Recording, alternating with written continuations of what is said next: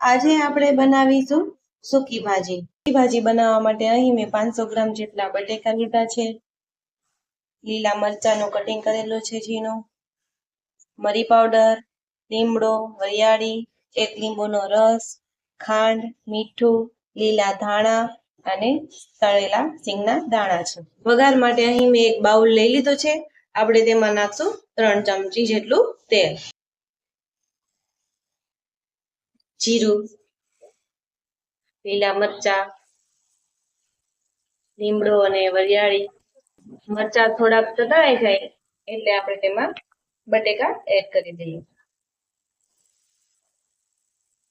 સ્વાદ અનુસાર મીઠું, ખાંડ અને મરી પાવડર, લીંબુનો રસ એટલે આપણે હવે મિક્સ કરી દઈશું. લીલા ધાણા. તો તૈયાર છે આપણી સૂકી ભાજી.